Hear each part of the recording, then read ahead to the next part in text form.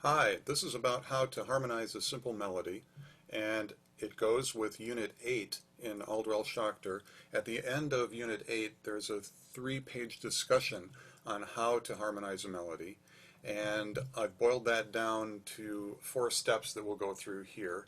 The first one being getting very familiar with the melody, writing scale degrees above the melody notes, singing the melody, and having a feeling for when it comes to rest at a cadence.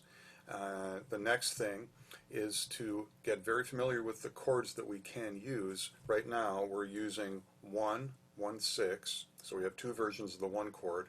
And then for dominant chords we have 5, 5, 6, 5, 7, and 7, 6. So I want you to write in the blanks here on your sheet the notes just to make extra sure that we have all the correct notes in our chords. So you can read all these steps. Let's go on to a Sibelius version. Okay, let's look at this really strange looking score that I've made that copies out the same melody that's in your Aldwell-Schachter book on page 143 to 145 with the discussion of how to harmonize. I've transposed it down into B flat. That's a little easier key for us. And let's look at the parts in this score. The melody is along the top line. Then the second line, the bass clef right here, is the part that you have to fill in. That's a bass line with figured bass, Roman numeral figured bass, and also a line of figures below that that harmonizes the melody beautifully. And I've added a couple more elements to the score. Down here is another blank line called background harmony. This is just mental work. This is something we're going to do as we're getting started to get a basic sense of where the phrases are going, where they come to cadences, and how the harmony moves from bar to bar. And then on the very bottom line here is a chord bank of the chords that we're allowed to use in this chapter for harmonizing melody. It's 1 and 1, 6, and then our 4 dominant type chords that we've been using. So following our steps, the first thing we want to do is get very familiar with the melody and feel when and where it cadences. So let's listen. The computer will play the melody for us.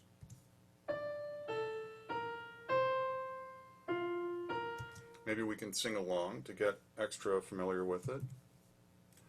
Mi, ti, do, re, sol, do, mi, sol, sol, re, fa, mi, re, do, ti, do. And I recommend writing in all the scale degrees above the notes. I've started doing it here, 3, 7, 1, and then 2, 5, 1, so forth. And let's listen again. I'll talk over it and we're going to feel the cadences.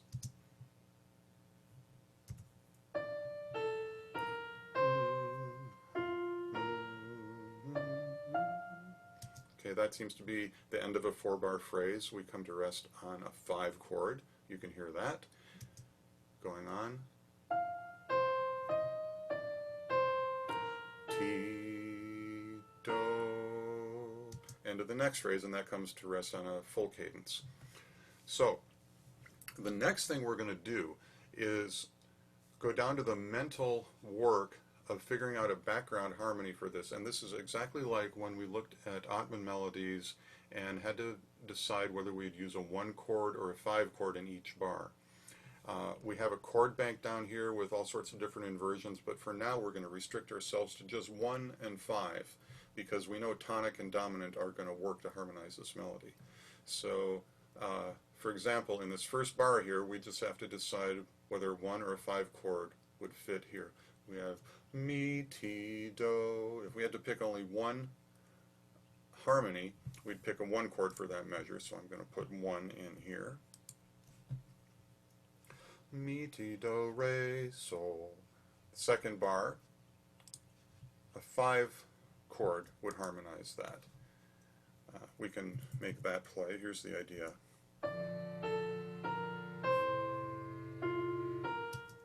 Okay, so we're actually able to hear our mental background harmony. And now, of course, this is not good voice leading. That's not what this is for. It's not the way we would go from a 1 chord to a 5 chord at all. But it just represents what the background harmony is. So third measure, B flat and D, that would seem to require a 1 chord. And when we sang through this, it did feel like the first phrase should come to cadence on 5, so we'll put that back here. Going on, the next chord, the next measure should be 5 again. You can see by the notes, Sol, Re, and Fa. They outline the notes in a 5/7 chord. So we'll just repeat 5 there. This bar clearly is going to be 1, and then the cadence T-Do, 5/1, put them there like that. So now we have an idea of the background harmony to go with the melody. Let's listen to it.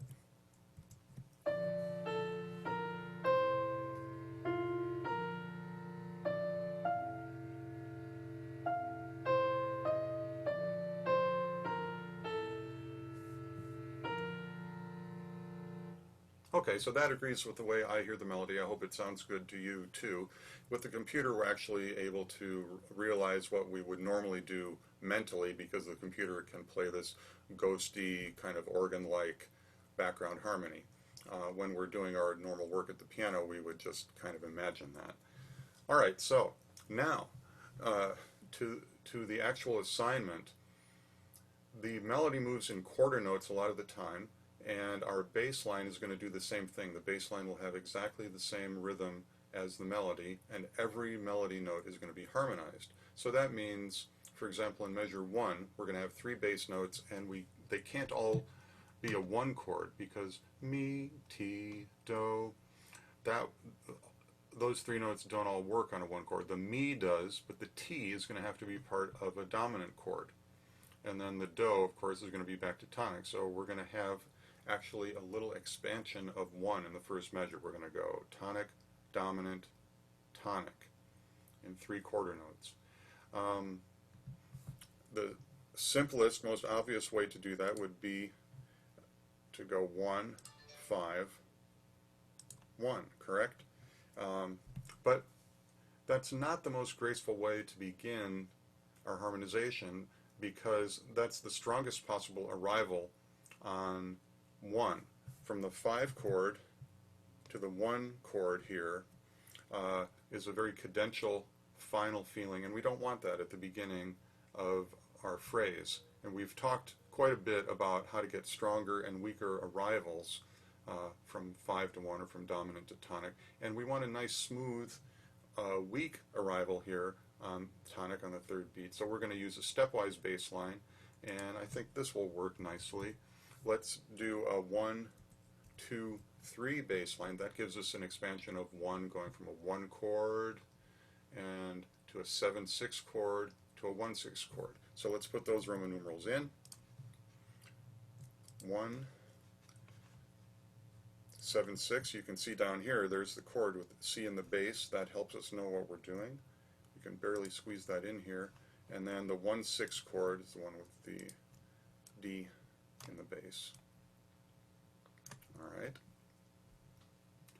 And moving on to the next measure, we need a bass note that's going to express the 5 chord. And let's just, for the moment, go with root position 5. So we'll have do, re, mi, sol. So that note is going to be an F, and we'll put Roman numeral 5 with it. And we've got our bass line started. Let's listen to what we have so far. Oh, we can turn off the background harmony.